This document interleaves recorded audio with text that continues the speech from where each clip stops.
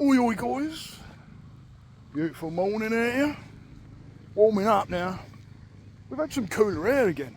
It was actually nice last night, which is this time of year, blimey. It's very unusual, very worrying, crying out loud.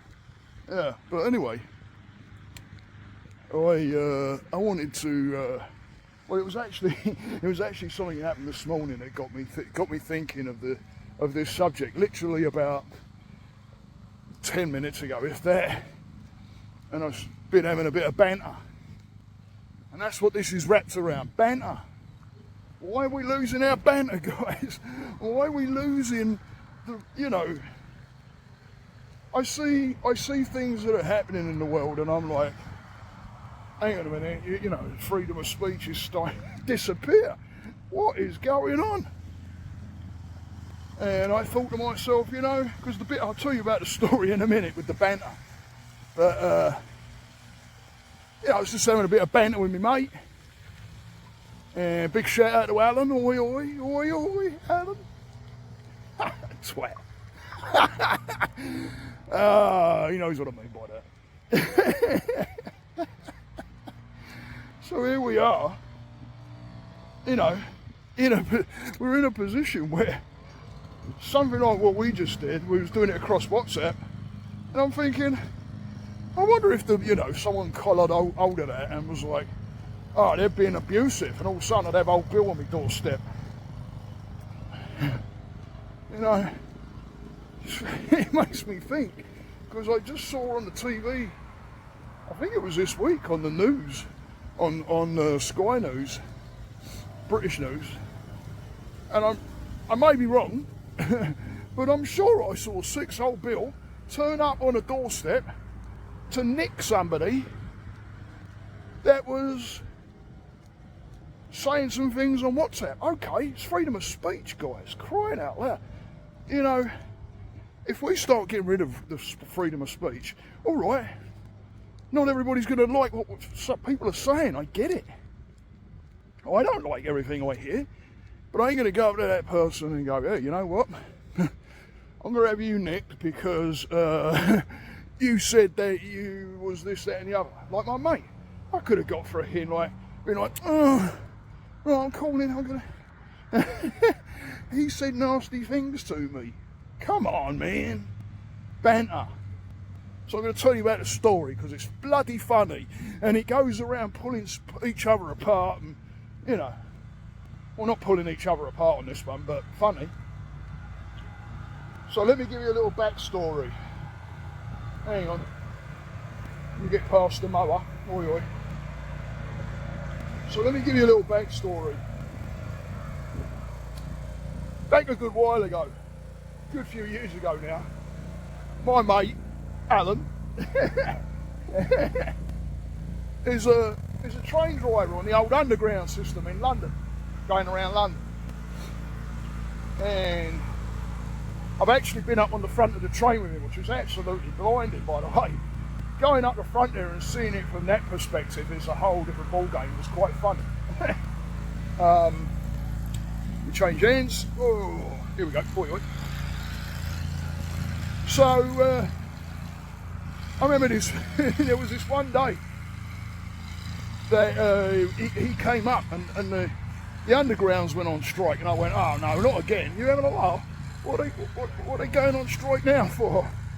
And he's like, well, I think it was like teacups, wrong coloured cups or something. I'm like, what? What are you talking about?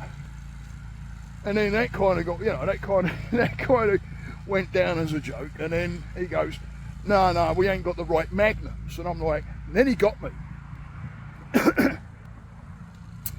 Very convincing. And he's going, we didn't get the right magnums. And I'm like, what are you talking about? By the way, anybody don't know what a magnum is, I'm not talking about a gun. I'm talking about the ice cream. Ice cream. They are really good. I know when I was I don't know if they do a plant-based one, that'd be interesting.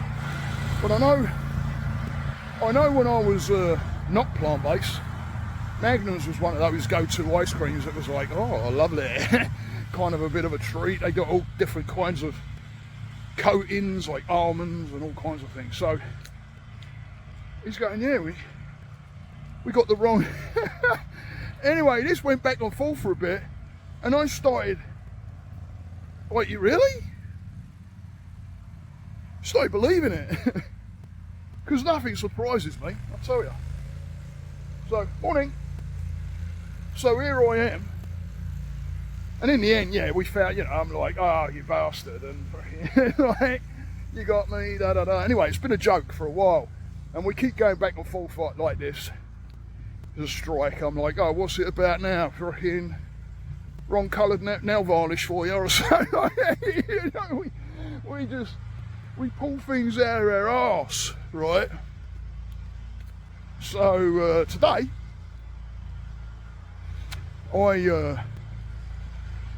my mate Dave, who's not Alan, sends a thing on a WhatsApp group, because I'm on a WhatsApp group with these guys, and he sends a underground map that's all live. It's actually really cool. You can bring up this map and you can see all the London Underground trains all moving in real time. And I'd seen this before. It said this a while ago and I've seen it before. So I got on the group, and one of our mates who's in the group as well come up and he goes, oh, that's pretty damn cool. And I come up and said, I'm surprised they're all moving. Are they not on strike? And he come back to me and he goes, oh, it's about not having the right magnums. Can't you see it on that on that map? And I said, is that where it says arseholes on that map? Is that right there?